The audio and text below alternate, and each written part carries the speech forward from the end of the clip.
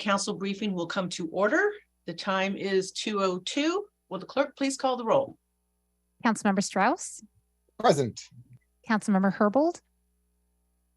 Here. Councilmember Lewis. Present. Councilmember Morales. Here. Councilmember Nelson. Present. Councilmember Peterson.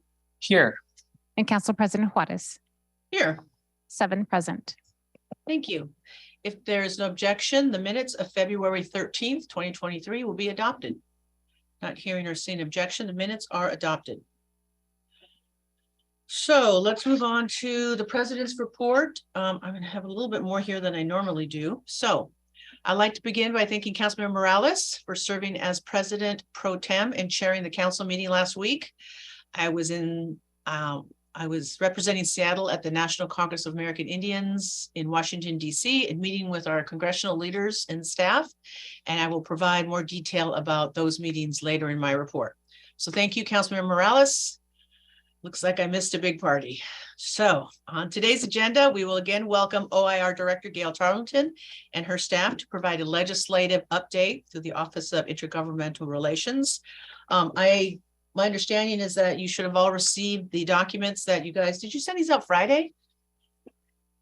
No, today, this morning? This morning. This morning. Okay, good. So you should have those two in front of you. One is a list of the bills that didn't make it, and one is a list of the bills that are still moving forward. We have no proclamations or letters to sign today. As you know, we'll go to and have the individual reports by each council member. The roll call today will start with Councilmember Strauss, and Councilmember Mosqueda is excused from today's briefing. Please note that after the end of this meeting, we will go into executive session, which I hope will last 20 minutes. And if we need to extend it, then we will go back on the record and extend it.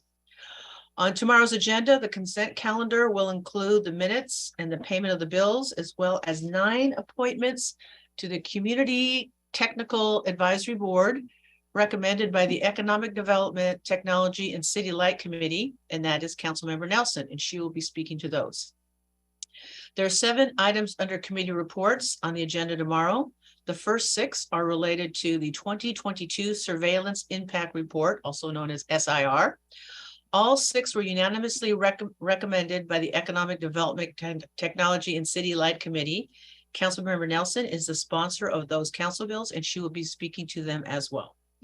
The 7th committee report is from the Land Use Committee. It relates to urban forestry and amends requirements for registered tree service providers, and Councilmember Strauss will be speaking to that as well.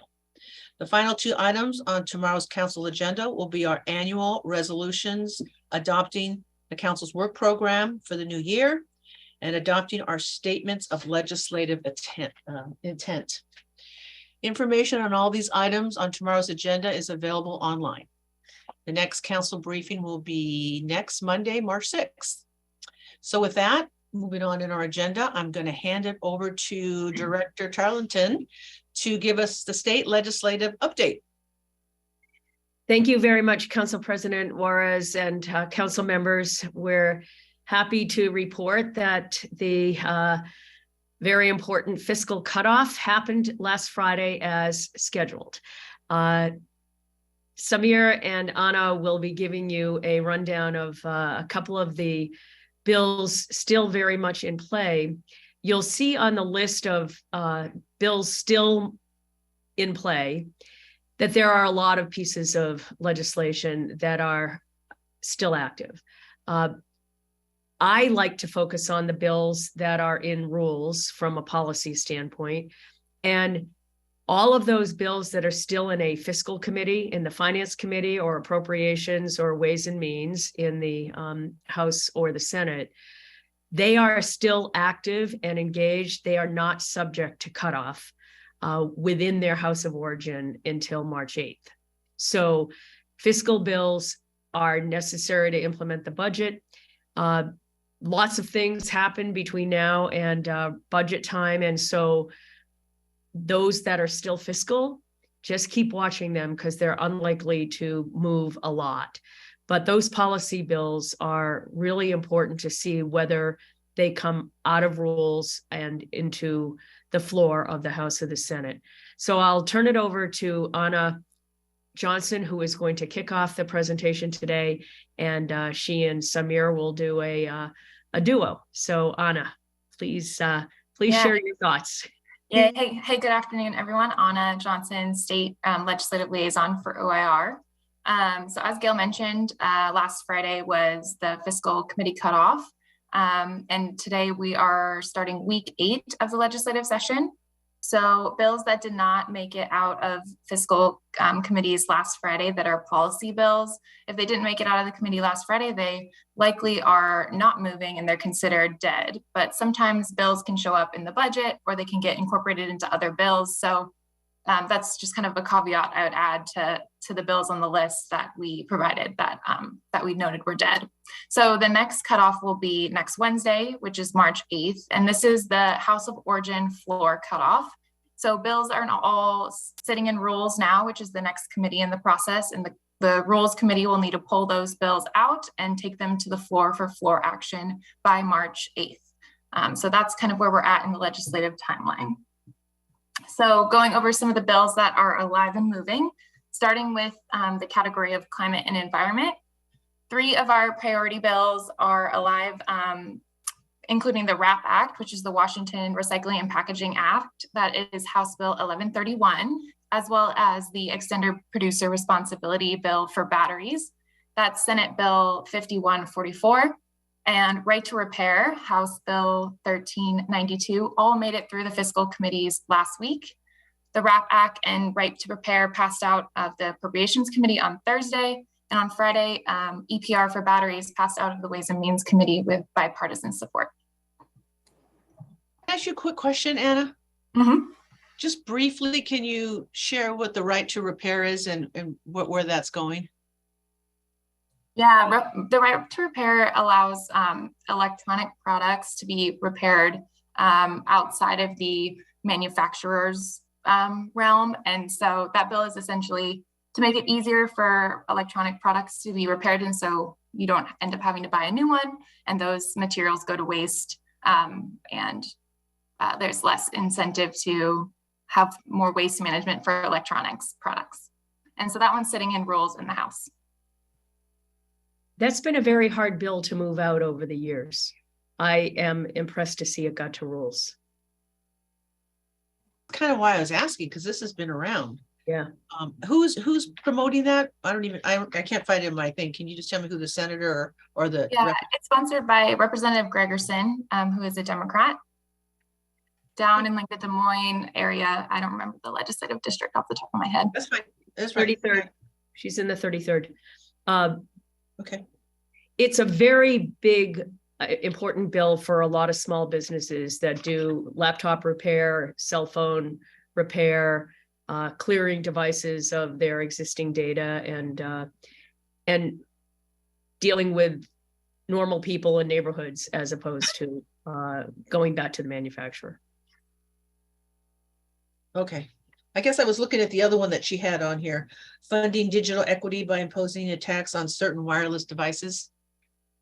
Gregerson has that one as well. All right. Sorry, I didn't mean to interrupt your flow, Anna. No worries. Hi, everybody. Samir Janejo, State Relations Director for OIR. I'm going to go into the general government section a little bit, highlight a few bills that had action last week. The House Finance Committee moved a couple of bills that I wanted to flag. They moved House Bill 1425 relating to municipal annexations. This is Representative April Berg from the 44th District. It's meant to incentivize municipalities to annex areas. It does this by modifying existing law, allowing cities to impose a sales tax against the annexed area, credited against the state sales tax. So it lowers the population requirement of the annexed area from 10,000 to 2,000. Another very Seattle-specific bill that the House Finance Committee moved out is House Bill 1510, sponsored by Representative Santos. This bill imposes a $1 fee on each admissions ticket sold at events at Lumen Field and T-Mobile Park, and all revenues from this fee will go to the Pioneer Square International District Community Preservation and Development Authority, which is also known as historic South Downtown. The vote on that bill was pretty divided, with close to party line vote. And then the Senate State Government Committee passed House Bill 5723 by Senator Valdez, which allows cities to hold municipal elections in even-numbered years. All three of those bills are now sitting in rules waiting for floor action. Moving to healthcare and behavioral health, as you can see in the council bulletin, many of the abortion access bills are still moving through the process and moved quite early on. One that moved last week was the Keep Our Care Act, Senate Bill 5241, sponsored by Senator Randall. It passed out of the Ways and Means Committee on a mostly party line vote. And as a reminder, this bill creates a reporting requirements for hospital mergers and acquisitions and requires the Attorney General's office to determine the impact of the transaction on healthcare access and affordability.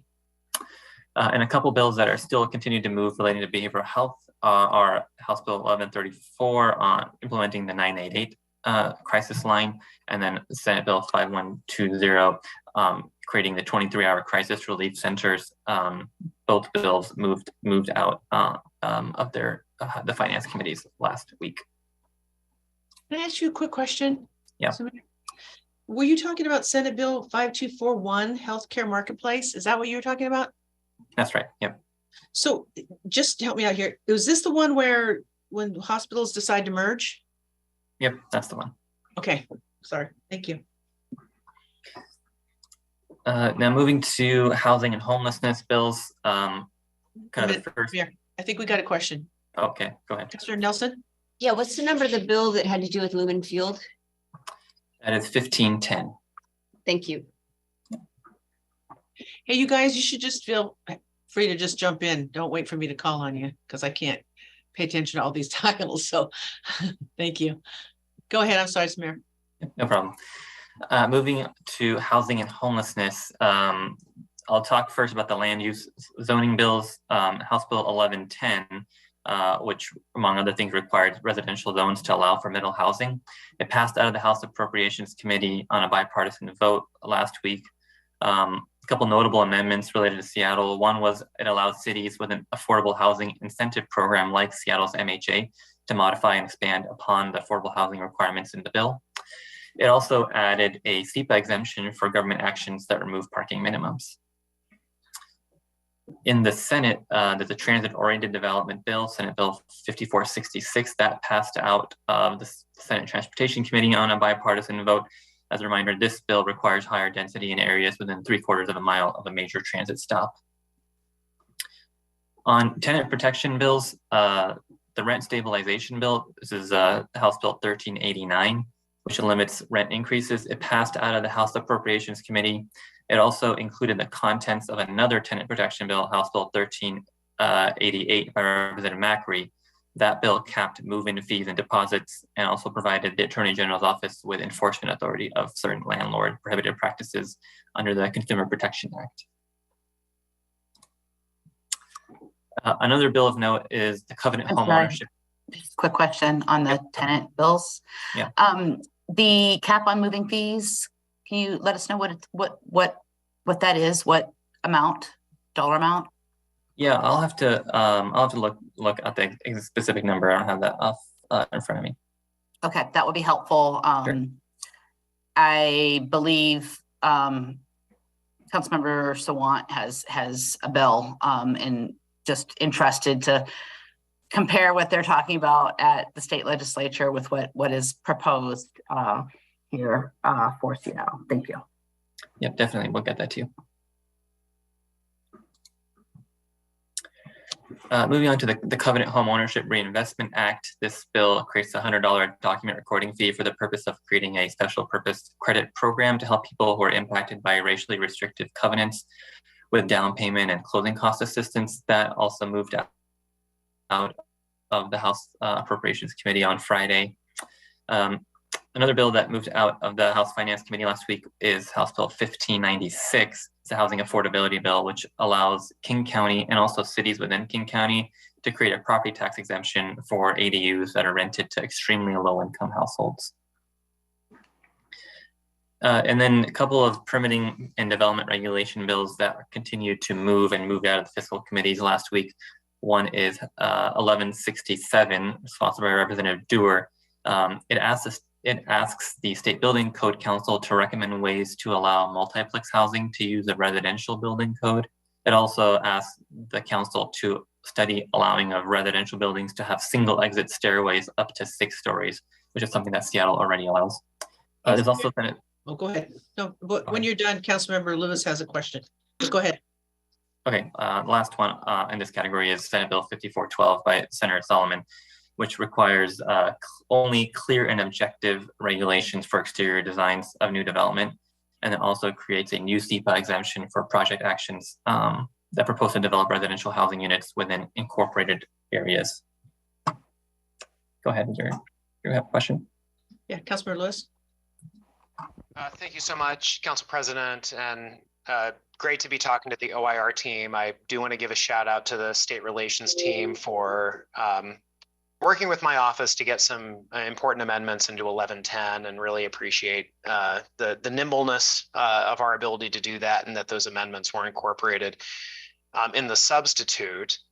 I have a question about another bill. I'm sorry, I have all these things up on my screen, and including the bill, so I'm trying to just find the number really quickly. 1042. ESHB 1042, the use of existing buildings, which is, it looks like in Senate housing currently is the status of that bill.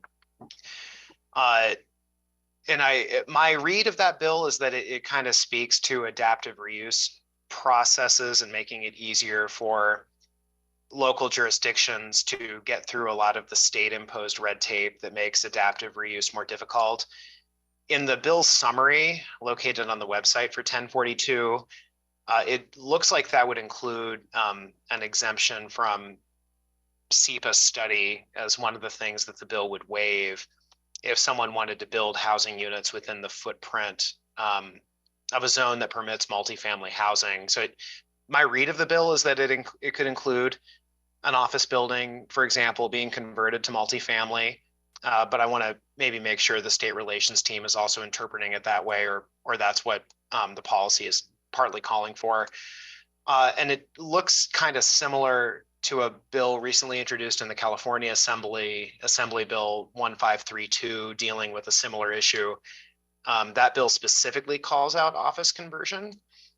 And these are things that, I mean, I know we're kind of halfway through the session, but there are some things that have come to light in my conversations with builders and property owners who are looking at trying to do adaptive reuse as one of their strategies, where there are certain state impediments. And if this bill is unsuccessful, there's a couple of these that rise to the top for our purposes. Some of these things in the summary might be more relevant in suburban jurisdictions as hurdles they encounter. Like in Seattle, we've waived quite a few of these, but there are some things here that deal with state issues that it would be nice to try to resolve this session as part of our downtown recovery efforts and office to housing conversion efforts.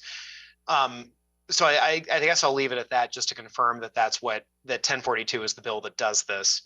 And then talk about maybe the viability of that bill, and if we might find ways to hang some of these things that are in it on another bill in the latter part of the session if this bill itself is not moving. Yeah, I can. So I think your interpretation is right. The intent of it is definitely, I think, for non-residential buildings to be converted to residential. The only limitation to that, the zoning doesn't change the zoning, so that the area in which they exist would have to already be zoned for multiplex housing. And the bill, I think, at this point seems pretty viable, and that it moved off the House floor already, and is now already in the Senate Housing Committee, where it had a hearing last week. So it's further along than most of the bills on your list.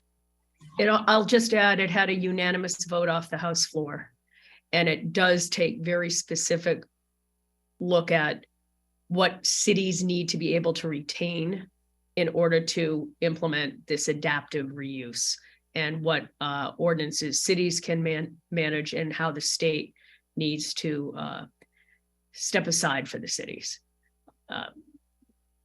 It will be interesting to see how fast it gets to the Senate floor. Thank you. Great update. Appreciate it. All right, and now I'll move on to some cannabis bills. A few cannabis bills moved out of the fiscal committees last week. First one, well, actually one moved off the Senate floor last week, which is Senate Bill 5123, sponsored by Senator Kaiser. It prohibits employers from discriminating against someone in the hiring process for cannabis use outside of work.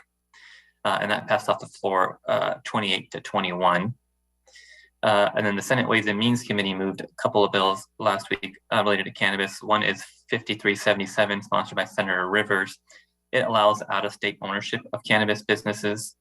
And then they also passed Senate Bill 5367, which gives the Liquor and Cannabis Board authority to regulate some non-cannabis products containing THC, like cannabinoids and hemp.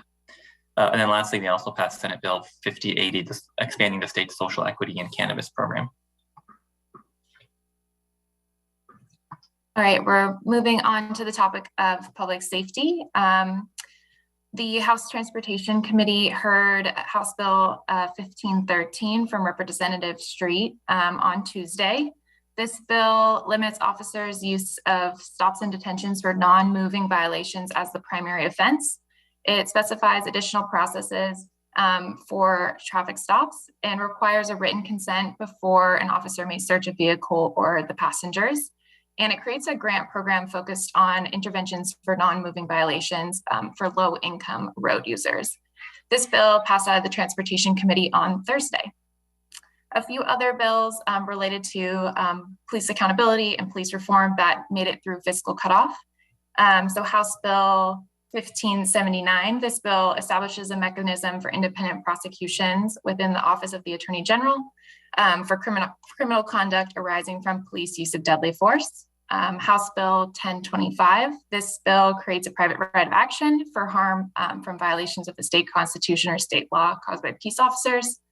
House Bill, there's a couple of bills related to vehicular pursuits that made it through the cutoff as well. And that would be House Bill 1586, which requires the Criminal Justice Training Commission to establish a work group and grant program related to vehicular pursuits. And House Bill 1363, and this modifies the statewide standard for police to engage in vehicular pursuits. Additionally, oh, yes. What was the last one you said? You got there too quick. That would be the last two I mentioned that are related to vehicular pursuits are House Bill 1586 and House Bill 1363. 1363 is by whom? This bill is by Representative Rule up in the 42nd District. Got it. So can you just, I mean, I know kind of this has been going on for a while, and I know that there's been a lot of intense discussion about the vehicular and the pursuit and all that stuff. So where are we at on these, just offhandedly, where are we at on these debates about, because there was confusion. So now where are we at on that? Yeah, so just for some information, House Bill 1363 lowers the evidentiary threshold, a statewide evidentiary threshold to engage in a vehicular pursuit by allowing officers to pursue a suspect if the officer has reasonable suspicion that the person in the vehicle has committed or is committing a violent offense, sex offense, vehicular assault offense involving domestic violence, an escape, or driving under the influence offense. So we've been monitoring all the bills related to vehicular pursuits this session. House Bill 1363 is a bipartisan bill that is looking to change the threshold at the state level. And then the other bill related to the Criminal Justice Training Commission work group is tasking the CJTC to come up with the model policy for the state and bring that back to the legislature by the end of the year. Okay, so 1363 is bipartisan, obviously. Mm-hmm. Yeah, that one is has a number of bipartisan co-sponsors. Perfect, thank you. Yeah. Anna, we discussed this, I think, last week in our check-in. I wanted to make sure everyone understood. It's very possible that both of these bills could move forward simultaneously in this session. So in other words, not wait for the findings of the work group. It's also possible that they could decide to have a work group and leave the status quo in place until the findings of the work group. So we need to track these two bills very carefully. Okay. Is this the one where, is it, please correct me if I'm wrong, is it Senator or Representative Lovick from Snohomish County? Senator, Senator. but this is the House Companion, which Mhm. I think it was the chair of the Yeah, Public so- Safety Committee. Correct. Yeah. So House Bill 1586 is sponsored by Representative Goodman, who is also the chair of the Community Safety, Justice, and Reentry Committee. Senator Lovick also had a bill that was establishing a work group to examine vehicular pursuits that ultimately ended up not moving out of the fiscal committee last Friday. It was on their long list to get to, but they didn't take action on it. Okay, thank you. Yeah. Wait, I see Councilmember Nelson. So, Director, when you say we should keep watching these, has Seattle voiced an opinion or a position on those? Well, now that they're in the process of getting ready to go to the floor, there will be no more hearings on the House side. They're in the Rules Committee, which doesn't take hearings. And so we have, Anna and Samir, did we sign in support of the work group? I think we may have in support of the work group. We did not, although Okay. the grant program would go to local government and local police departments, and so it would be beneficial to cities. Yeah. Any other questions before I move on? Okay.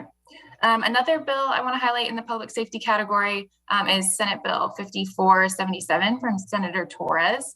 Last Monday, the Ways and Means Committee heard this bill. This bill reauthorizes the Missing, Murdered, Indigenous Women's and People's Task Force and extends it to 2025. It also requires law enforcement authorities to investigate missing persons cases and enter them into the National Missing and Unidentified Persons System. This bill has broad support and passed the committee unanimously. Additionally, last week, the Senate Ways and Means Committee exec'd out Senate Bill 5533. This bill is concerning controlled substances, counterfeit substances, and legend drug possession and treatment. This is from Senator Robinson. This bill is now onto a second substitute version. It retains some provisions from the underlying bill, which were to increase the penalty for knowing possession of controlled substances to a gross misdemeanor. It creates a pretrial diversion program for individuals charged with possession of prohibited substances and requires courts to vacate convictions of possessions for defendants who successfully complete treatment and file proof with the court. The new substitute also adds provisions related to testing of the suspected drugs at the toxicology lab and adds provisions related to sentencing and probation for individuals convicted of possession. Thanks. Now on to social programs in the education section of your council bulletin. On Wednesday, the House Appropriations Committee heard House Bill 1238 from Representative Riccelli. This is the bill pertaining to free school meals. Among other provisions, the bill requires school districts beginning next school year to provide no-charge meals to public schools. They scaled back the bill to only apply to educational services for students in the grades of kindergarten through 5th grade. And the school also has to have 30% or more of enrolled students on federally, or 30% or more of enrolled students that meet federal eligibility requirements for free or reduced price lunches. And this made it out of the committee last Friday. So this means everyone gets a lunch? So this, now the bill applies to only grades kindergarten through 5th grade, and the school has to have 30% or more of the students enrolled in the eligibility of free and reduced lunch. Okay, it's just crazy. Okay, we've been dealing with this for at least 3 decades, why you can't feed children K to 12. But Yeah. okay. Yeah. And I'm guessing they're using the federal poverty line, the Fed's definition of 30% federal poverty line. There may be statistics that we can find about how many schools in the state, how many K through 5 schools in the state meet that minimum criterion. Mhm. I bet it's a very large percentage, but we should find that out. Yeah, I do know that as they looked at another version of this bill that scaled back, there is obviously a continued effort to continue. This is just the version that moved out of the committee. So onto the topic of childcare, there's a couple bills that made it through fiscal cutoff that I want to highlight, starting with Senate Bill 5225. This expands the Working Connections childcare eligibility to include childcare employees who have incomes up to 85% of the state's median income, and it also waives their copay to the extent allowable. Also, House Bill 1528 expands eligibility for the Working Connections childcare program to apply for people apply to persons in their first 12 months of state registered apprenticeship when the person meets certain eligibility criteria. A bill related to elementary school recess has also made it through the fiscal cutoff, both the House version and the Senate version. So that's House Bill 1504 and Senate Bill 5257. This ensures elementary school students receive sufficient daily recess. House Bill 1693 expands the Students Experiencing Homelessness and Foster Youth Pilot Program. And Senate Bill 5048 eliminates college and high school fees. Both of those bills also made it through the fiscal cutoff. And there's a number of other social programs and education related bills that are on the council bulletin that are continuing to move. I was going to ask you about that, Anna, the one about college and high school fees. So before, are you saying like, does this have to do with like Running Start or what is this? So they had to pay college fees to go to? Correct. That's my understanding. And now the state will cover those fees for students. Okay, that's good. Thank you. Yeah. All right, the last one we'll flag for you is in the transportation section, and that's Senate Bill 5383 related to jaywalking. So the Senate Transportation Committee passed out a bill last week, but with some significant amendments. So the bill now allows pedestrians to freely cross roadways along the speeds of that road are less than 45 miles per hour, and also as long as the pedestrian is not impeding the flow of traffic. It also prohibits crossings at any crosswalks where there is an official sign prohibiting the crossing. And it also prohibits moving suddenly from a curb onto the path of a moving vehicle. And that bill is 5383, sponsored by Senator Saldana. And that is our list for you today. Happy to answer any questions. What's going on with the right turn on red? Yeah, what's up with that? Neither bill moved out of their committees last week, so those bills are considered dead. And the alcohol concentration? Yes, then the Senate, that bill is moving forward, and it is, I think it's already for a floor vote, getting ready for a floor vote.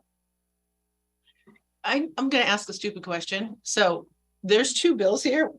How are they different with the bridge jumping signs? House Bill 1004 and Senate Bill 5478, one by Brown and one by Albano. Is there, are they this? They might be the same. I'll have to check on that. Yeah, they might be the same. Yeah, they are. I think I just caught that. Oh, they are the same. You just have it in there twice. My mistake as well. Sorry. No, I'll make sure that's true, but thanks for flagging. Well, it was really dumb luck. So is there any other questions? Are you guys finished, or is there more to do? And does anyone have any questions? That's it from our side. I did get Samir to at least smile once. So are there any questions from my colleagues before the director takes us out? Nope, not seeing any. Director Charlton, is there anything you want to add with before or end with before we move on in our schedule?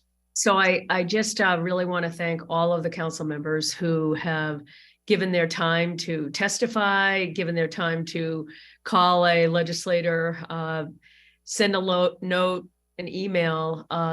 As these bills get off their respective floors and go into the other chambers in the next couple of weeks, if there are any in particular that you would really wish to speak to, testimony is still able to be given remotely or in person. Please let Samir and Anna know. And there are members of the different departments who are starting to weigh in on different pieces of legislation now that they are in the other house or house of origin. And so just thank you for all the time. And Council President, thank you for the time to keep you up to date once a week. Things are moving really quickly now, and it will be an intense budget season for the next 4 weeks. Thank you. I see Councilmember Nelson has her hand Yeah, up. one last question. House Bill 1206, newspaper publishers Yeah. tax. So what's up with that, and when might people be able to weigh in? Yeah, that bill is still alive. Since it's a tax bill, it's not subject to cutoff. So there's still going to be opportunities to talk to that bill. And I think there was a hearing in the Finance Committee. So that hearing is passed, but I mean, if it continues moving forward, then I think we'll get other opportunities for a hearing as well. Thanks. Yeah, keep us posted on that right-hand turn thing, so. Okay.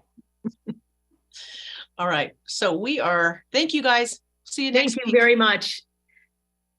All right, everybody. Moving on in our agenda, we have no letters or proclamations for today. So I'm going to go ahead and do our round robin thing. So it looks like we are going to start with Councilmember Strauss, Herbold, Lewis, Morales, Nelson, Peterson, and then me. So Councilmember Strauss. Thank you, Council President, and thank you to the whole Office of Intergovernmental Relations team. Your updates about what is going on in session are always helpful, and I appreciate you meeting with me offline as well. From the Land Use Committee, items on full council tomorrow. There's one item from the Land Use Committee on tomorrow's full council agenda. Council Bill 120509, the Tree Service Provider Registration Bill. This legislation makes some small changes to the Tree Service Provider Registration Ordinance that was passed last year. The bill is mostly technical fixes and corrections. We were able to work with High Road arborists in Seattle and Urban Forestry Commission chairs on these changes. What these changes do are it renames major pruning to reportable work within the legislation. It includes ECAs, moves posting requirements from physical to online, and also requiring a map to be created, requires TSPs to have contact information on their trucks, as well as allows arborists to remove dead branches and roots, changes posting requirements to at least 3 business days in advance of reportable work and 6 business days in advance of tree removals, and adds a requirement for tree service providers to post public notices at or near the work site while the work is underway, and recommends the notices be left in place for at least 5 days after the work is completed. This also allows SDCI to determine if a third-party assessment on hazardous tree removal is necessary. I want to thank Councilmember Peterson and Toby for all your work on these technical fixes and creating the underlying bill. I want to thank the arborists and the Urban Forestry Commission, SDCI, Yolanda, and Naomi on my team for working so hard. We've received emails regarding this legislation, and I know that there might be some confusion between this legislation and the overall tree ordinance. This is just the note that we'll be taking up the tree ordinance in full coming soon. This is not the last opportunity to engage on trees. Now, the report for the Land Use Committee, the next regularly scheduled Land Use Committee is next week on Wednesday, March 8th at 2 p.m. We anticipate hearing the following items: a missing middle housing presentation, briefing, and discussion. I mentioned this at our last council briefing, and since that time, the presentation has moved to the March 8th meeting. We'll also have an ADU annual report. The ADU legislation was passed in 2019, and so this is a report with no intended legislative action. This is informational purposes only on how the ordinance has been working. I'm looking forward to hearing OPCD's findings on this. We'll also have home-based businesses for a briefing and discussion, and then following a vote. This is the permanent legislation for the temporary bill that was permitted during the COVID-19 civil emergency that allows home occupations to operate within their garages without unnecessary burdensome policy. Finally, tree legislation. I am excited to announce we're expecting to receive the overall tree legislation soon. We will be scheduling our Land Use Committee meetings once we have confirmation this legislation will be transmitted. And so we expect to have 3 meetings dedicated to the tree ordinance. We plan on segmenting the legislation, focusing on one section at a time for amendments and discussion, then moving on to the next section. We will begin the process with an overview of the entire bill, move section by section, and briefing the entirety of the bill as amended at the end, and then passed to full council. This bill has been in the works. Some people have been working on it for 20 years. Some others have been working on it for 13 years. I've been working on it for 5 years. So with this much anticipation, the process next month may feel fast after so many years of inaction. I want to assure everyone we will take the time needed to fully examine and amend the bill if needed, and we will be moving quickly so that we can ensure tree protections are put in place as fast as possible. So colleagues, if you have any questions on this or anything in the Land Use Committee, door is always open. And with that, that is the committee report. Colleagues, any questions? Seeing none, I will pass it on to Councilmember Herbold. Thank you. Thank you so much. Appreciate it. Good to be here with you all. There are no items on the full council agenda tomorrow from the Public Safety and Human Services Committee. The Public Safety and Human Services Committee is meeting tomorrow morning. We only have 2 items on the agenda. One is a briefing from the Human Services Department on their planned 2023 notices of funding availability across several lines of Human Services Department business. This is a rescheduled briefing from our last committee meeting where we ran short on time. And then we are also going to be receiving an update on the dual dispatch pilot from Council Central staff and from the Community Safety and Communications Center, primarily focused on their update of dispatch protocols that will serve as the foundation for the future pilot. Other public safety updates, just uplifting that CSTAT shows that we're just marginally below last year's count for shots fired year to date as of February 23rd, with 96 reported shots fired compared to 607 in 2022. Also, the Seattle Police Department has begun their nationwide search of 5 assistant chief positions in patrol operations, criminal investigations, collaborative policing, metropolitan division, and the special operations bureaus. SPD will be soliciting applications from both internal and external candidates, and we expect their efforts will build a command staff that is capable of enacting a vision of the department shared by Chief Diaz, Mayor Harrell, and Council. Last week, I met with Chief Diaz, where we discussed several topics, just highlighting a few of them. One being timing on enacting the new ruse policy that I know many of us are waiting for the next stage after SPD has worked really hard with the Office of the Inspector General and the stakeholders that they pulled together to develop a draft policy. We're now waiting for SPD to announce its implementation. Look forward to that timeline moving forward. We also discussed how SPD can better track use of naloxone for overdose reversals. I think many of you may have seen the estimate in the chief's letter to the CPC last week or maybe 2 weeks ago, where the estimate was only 26 times in 2022, but with an acknowledgement that that number might have been an undercount. So SPD is going to be working on a new approach for making sure that we're accurately capturing the use of naloxone for overdose reversals, and beginning to have a conversation about role definitions with the Seattle Fire Department. Of course, it's absolutely appropriate for SPD to do overdose reversals when they come across an individual in the course of their day. The question that the fire department has been asking, though, is shouldn't it be only the fire department that is being dispatched to these reversals? And so getting a better handle on the number of times that actually happens, I think is a really important part of that work. Also, Chief Diaz in our last meeting let us know that SPD is currently on target 1.5 months in towards the 2023 hiring plan. Again, just for the first month and half of the year, but I like to highlight the bright spots when we see them.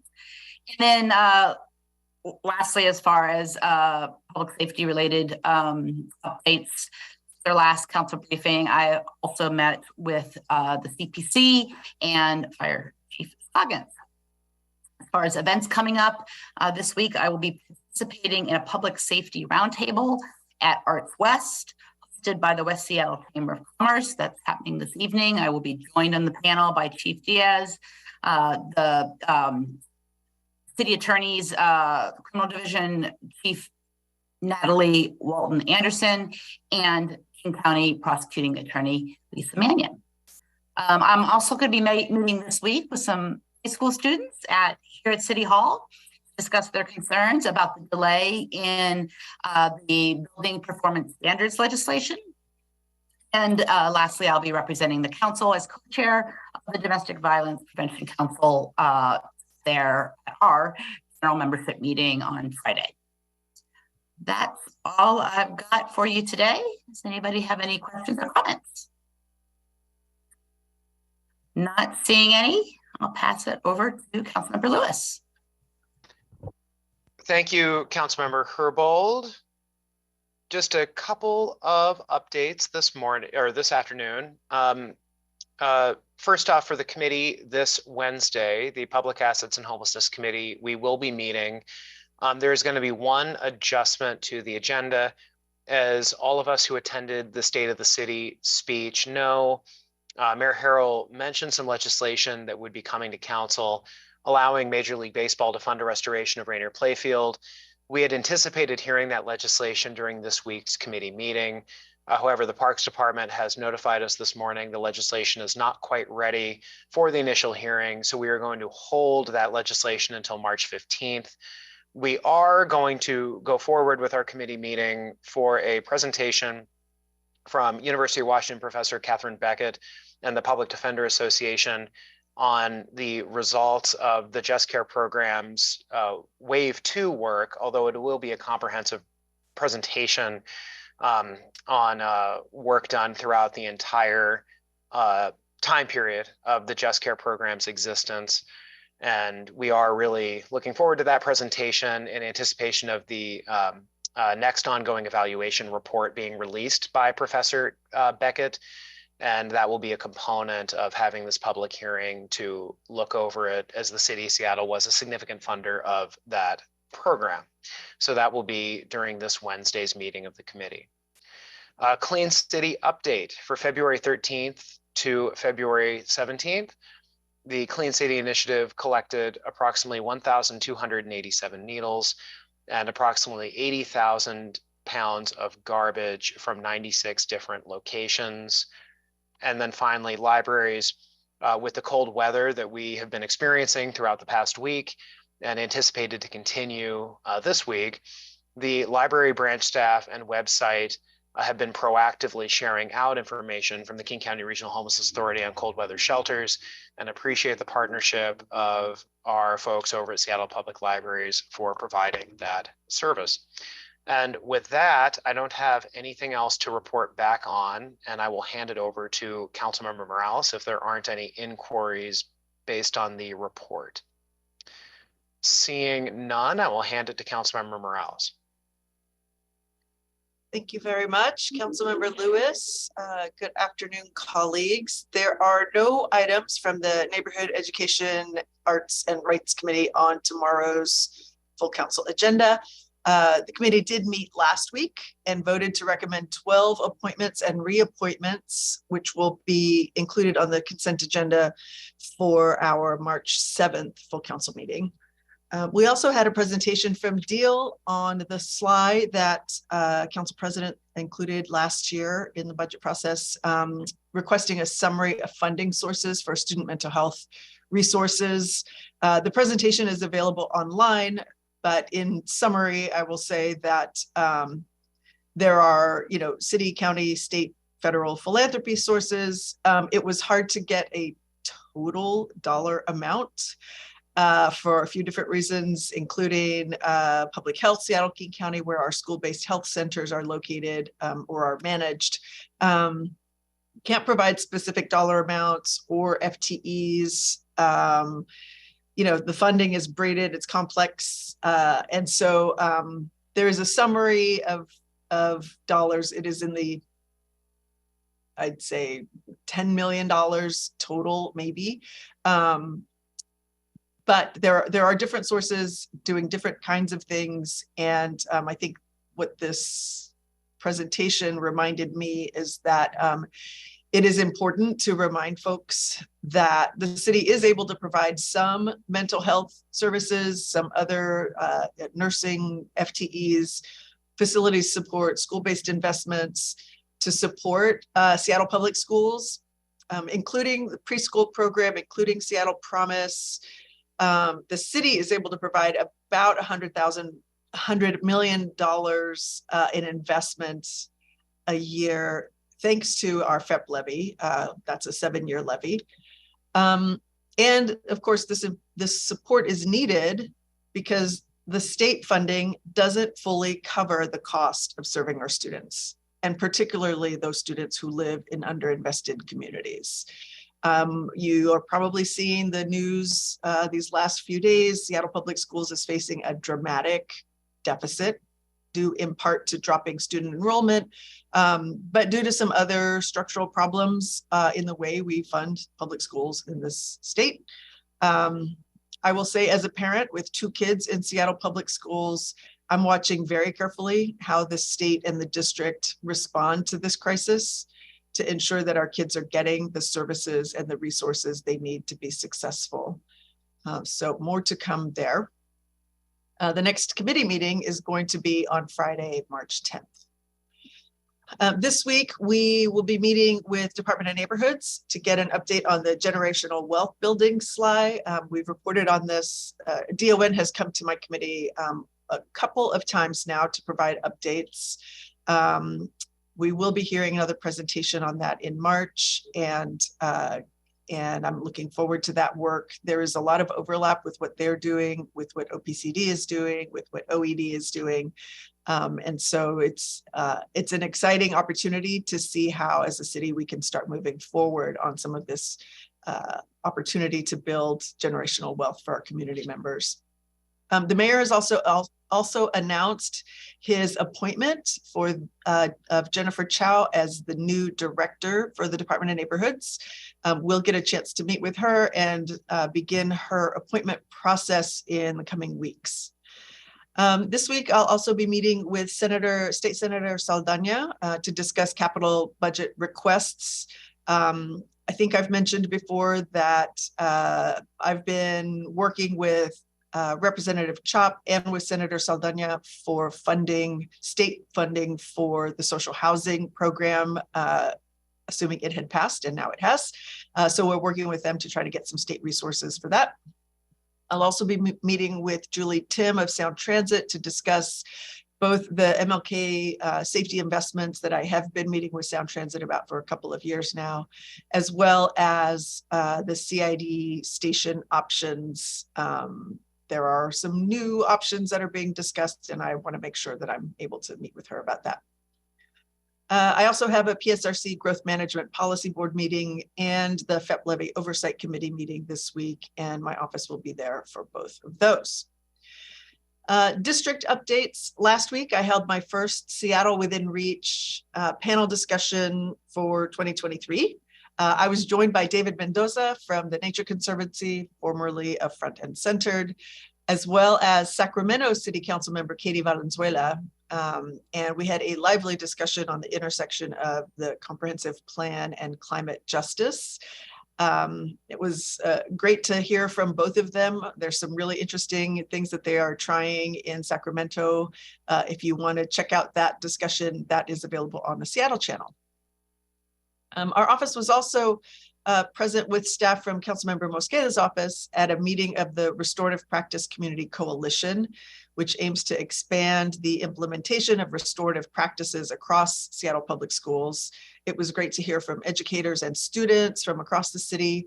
about their desire to see more restorative justice practices in our schools. My office has written a letter in support of their work.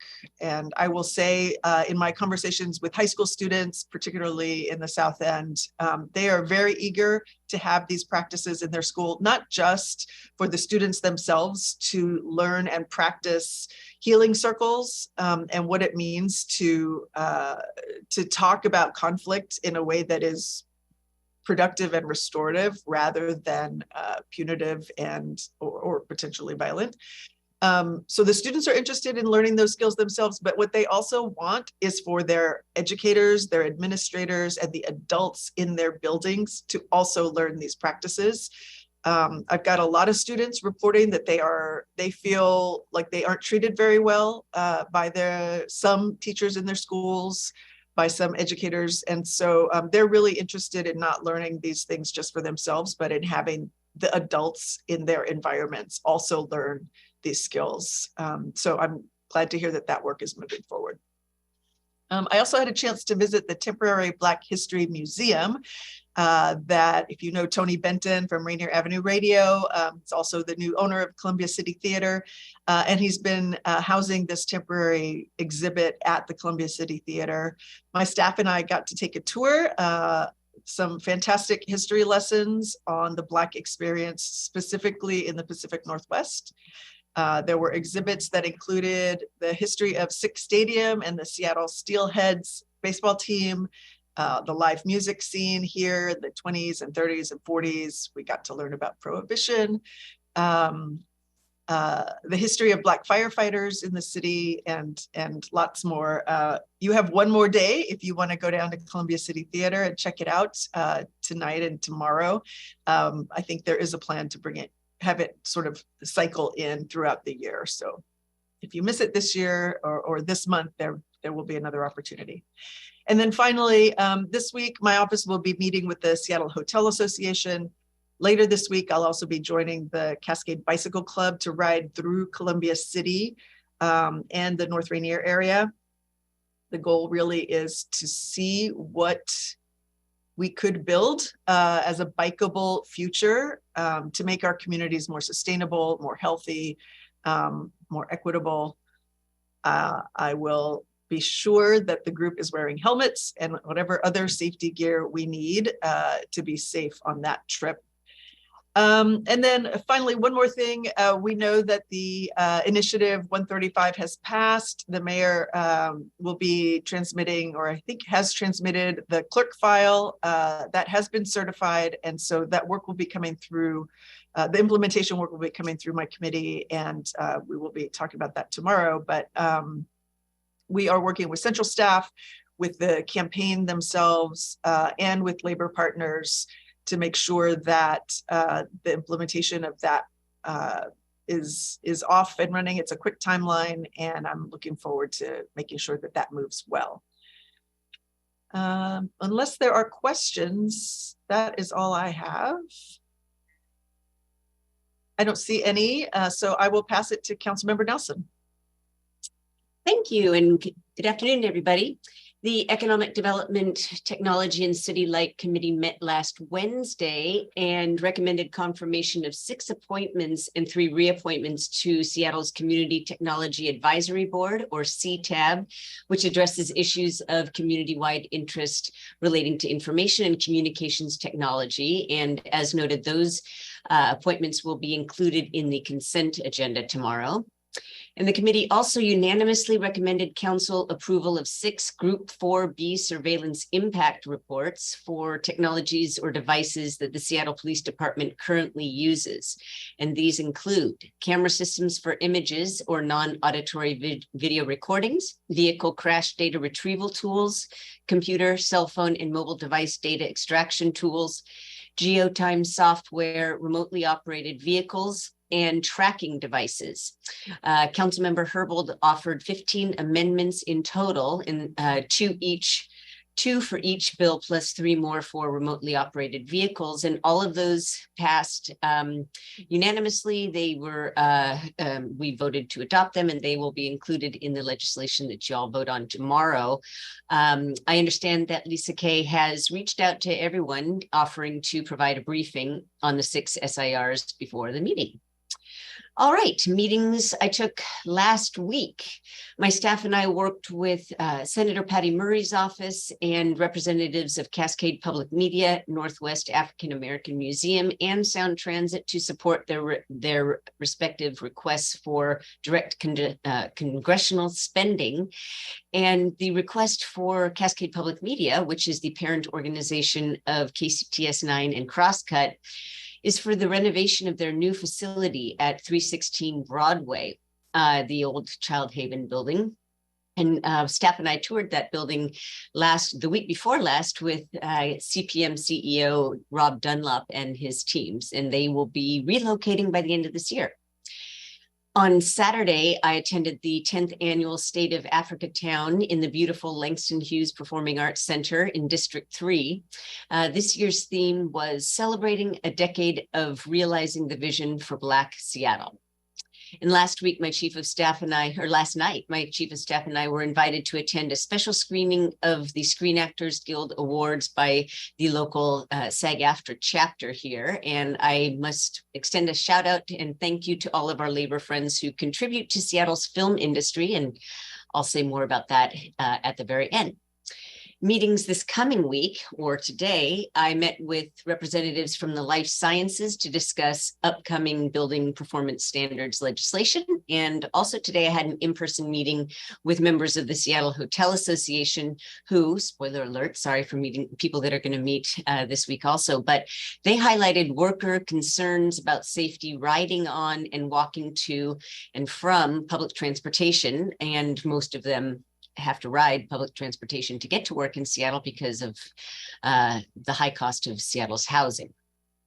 Tomorrow, I look forward to meeting some of Seattle's brightest sports stars at the Seattle Sports Commission's 88th Annual Sports Star of the Year Award. And unfortunately, I have to leave that event early to join Councilmember Lewis and folks from SPD and the mayor's office at a meeting with over 20 Queen Anne small businesses to discuss crime in that area. And just from the invite or the email description of the meeting, it says, the business community in Upper Queen Anne has experienced significant increases in crimes in the last several months. Rather than the historic crimes of convenience with people dashing into stores and walking out with a few items, these recent events reflect the targeted actions of professional criminals coming with tools to breach security measures the businesses have already taken in efforts to prevent or reduce the frequency and severity of these events. So of course, this is going on all over the city, but I'm looking forward to hearing directly from those businesses tomorrow night. And then finally, the long-awaited sequel to our work establishing the Seattle Film Commission last year is finally premiering this week. I'm thrilled to provide a sneak preview of commission applications and nominations going live this Thursday. So basically, we are entering the stage of impaneling the Seattle Film Commission. And so if you or someone you know has experience and passion to help Seattle's film economy and bring movies, more production to town, please think about nominating yourself or somebody else. And then so OED will have information about how to apply or how to nominate on their website on Thursday. And I'll also share that on my social media. So I'd like to thank the team at OED who's been working behind the scenes for months to get us to this exciting point. Are there any questions? All right, seeing none. Councilmember Peterson, I pass it to you. Thank you. Colleagues, we were all shocked last week by the devastating news of the passing of our esteemed colleague and dear friend Malik Davis. For those of us who knew Malik and his passion for his family and for serving the city of Seattle, we are experiencing a deeply painful sadness with his sudden loss. For me, Malik was more than just a seasoned and steadfast colleague. He became an uplifting life force and a trusted friend. Malik was first and foremost a devoted husband, father, brother, and son. both in his words and in his actions. Malik was also a courageous and constant champion for everyone in our city. He had an impressive career that included working for former City Council President Margaret Pagler and for the University of Washington. It was always an honor to have Malik working alongside me as an energetic and effective Director of Constituent Services and Legislative Aide who advised me on public safety and parks and many other issues facing our city. Born and raised in Seattle, Malik attended Montlake Elementary School, Meany Middle School, Garfield High School, and the University of Washington. Struggling with how to be in a world without him, I'll keep remembering and cherishing all the life lessons, humor, and sage advice he generously shared with me so that I continue to feel the larger than life presence of Malik Davis. Colleagues and constituents, if our office is relatively slow to get back to you, please know that we're still processing our grief of losing our colleague and friend. And so we thank you in advance for your grace and patience. When we are made aware and subject to his family's wishes, we'll let colleagues know details of any memorial services or celebration of life. I'm also drafting a proclamation for consideration at a later date. That concludes my report. Thank you. Councilmember Peterson, thank you for sharing those words. And I'm sure that we will have more to share later on when you can come back with more information and want to honor the family's request to kind of like, you know, allow them to heal and do what they need to do. So just make sure, I'm sure you will, not just letting us know, but letting the public know and how we can help if there's any other efforts that we can do to say goodbye to our good friend, our dear friend. I mean, in Indian country, when someone passes, you know, we want to say their name, but we want to say it in a good way. And we want to talk about not just what a good person, but what they brought to our lives. And you know that Malik was the first one in this office to give me a hard time about a certain way I voted, and just a kind person. So I know there's more to come and I don't want to make this about me. So thank you. Councilmember Strauss. Thank you, Council President, and thank you, Councilmember Peterson. I just want to take this moment to thank Malik's family for sharing him with us. He was an amazing person to be with and around, and it was just, I feel lucky to have gotten to spend time with him here at the City Council. So thank you, Councilmember Peterson. Hey, so with that, let me go ahead with my report. There are no items from the Governance, Native Communities, and Tribal Governments Committee on tomorrow's council agenda. Our next meeting is scheduled for Thursday, March 16th. In Native Communities, a big congratulations to the Muckleshoot Indian Tribe and the Seattle Kraken and the Climate Pledge Arena of the first of its kind partnership. The Muckleshoot Tribe seal will now be featured as a patch on all Kraken jerseys. Kraken has continued their partnership with Indian country, Indigenous-led organizations, and Indigenous artists, and we thank them for that. Muckleshoot will become the first tribe to be honored in this way by the NHL, and we hope to see more.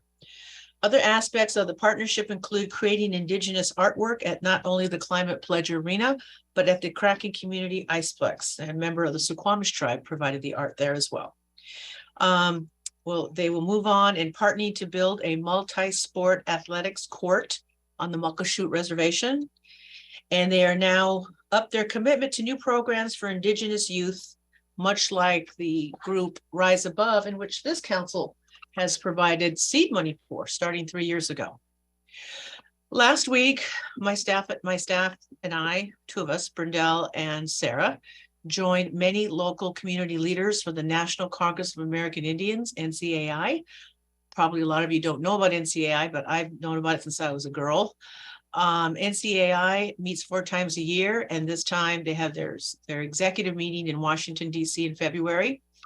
NCAI was established in 1944 as a voice for over 574 tribes in our country. So the NCAI meeting in DC is an opportunity to hear from federal agencies, elected officials, members of Congress on all legislative priorities. While we were there, we also heard the 2023 State of Indian Nations address by our own NCAI president, Fawn Sharp from the Quinault Nation. Some of you may have seen her on national TV sitting next to former Vice President Al Gore at Davos regarding climate change, which she has been working on for well over a decade. In her address, Fawn outlined a wide number of priorities, including government-to-government relations, climate change impacts, and health and welfare of families, as well as the federal budget, not just for Indian country, but for Indigenous-led organizations, urban Indian organizations, and their response to COVID. So I was pleased to announce Fawn Sharp at the Women's Honoring Luncheon, where we honored Indigenous women leaders, including the new Treasurer of the United States, Marilyn Malabra from the Mohegan Nation. And Marilyn will be in charge of the U.S. Mint, printing and engraving Fort Knox, and will serve as the senior advisor to Treasury Secretary Janet Yellen. That's the first for our country in our history. So you will soon see Marilyn's signature on our newest dollar bill, which we're all excited to see. Another honoree was the president of the Stockbridge Munsee Band of Mohican Indians, Shannon Holsley, in which I'm hoping she will be the next president of the National Congress of American Indians. The keynote speech was given by my good friend, Peggy Flanagan. She's Lieutenant Governor of Minnesota. So we also attended, we all kind of split up, different sessions on offshore wind energy, the recent Holland versus Brackeen, which is a Indian Child Welfare Act case, which will it's an important case, not just in Indian country, but in this country and state courts regarding Indian children and the states and their ability to place Indian children in non-Indian families. We also attended workshops on the federal transportation spending and funding, land back and co-management, native language preservation, and recovery from boarding schools, policies, and other issues. We also heard remarks from several senators, members of Congress, and our friend, the National Park Service Director, Charles Sams. Another first, he is a member of the Umatilla tribe. There has never been a Native American director of the National Park Service, so we're proud of that as well. We also met with our friend, our federal lobbyist, Leslie Polner. We discussed council priorities, the federal budget, appropriations, the outlook for the debt ceiling debate, and the shape of the new Congress, and we hope to follow up with Leslie again. Here at City Hall, my staff attended the Sound Transit Board meeting, which included a briefing on the West Seattle-Ballard Link Light Rail project, and we anticipate a major vote on this project on March 23rd. I would also like to thank Councilmember Morales again for serving as President Pro Tem last week and presiding over the council meeting on Tuesday. Her service allowed me to attend the NCAA conference, which was in planning for 3 months. Thank you, Councilmember Morales.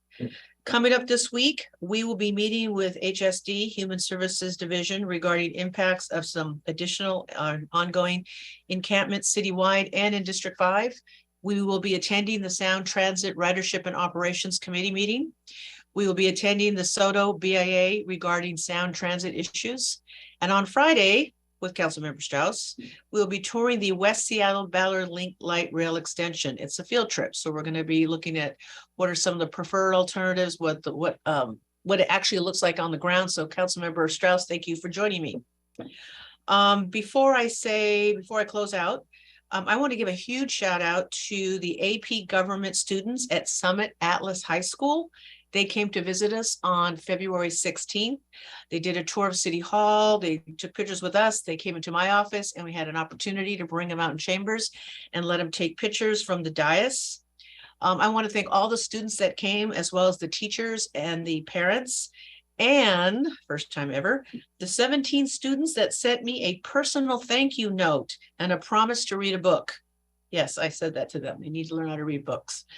Anyway, it was a huge thank you to the teacher, Jess Barco. She is the AP government instructor who brought them to City Hall, and I hope they come back. It's not often you get a bunch of students to come in and talk to you, not just about City Hall and government, but also about what they want to do and what the future looks like for them. So I'm hoping that we can welcome them back to City Hall. And also they sent me, not only did they send me thank you notes, they sent me a bunch of pictures actual pictures that they took on the dais, which was pretty cool. All right, with that, I think I'm done. So if there's anything, I'm going to read the script so we can go, excuse me, into executive session. Any questions from my colleagues? Not seeing any. If there's no further business, we will move into the executive session. We will now move into an executive session. As presiding officer, I am announcing that the Seattle City Council will now convene an executive session. The purpose of the executive session is to discuss pending, potential, or actual litigation. The council's executive session is an opportunity for the council to discuss confidential legal matters with the city attorneys as authorized by law. A legal monitor is always present from the city attorney's office to make sure that we do not discuss questions of policy, and questions of policy are left for an open session. Madam Clerk, my understanding is that we are looking at 20 minutes and you would advise us when the 20 minute starts, correct? Yes, that's correct. Okay. If the executive session is to be extended beyond that time, I will announce the extension and the expected duration. At the conclusion of the executive sessions, the council briefing meeting will automatically be adjourned. The next regularly scheduled council briefing meeting is on March 6th at 2 o'clock. The council is now in executive session. Recording stopped.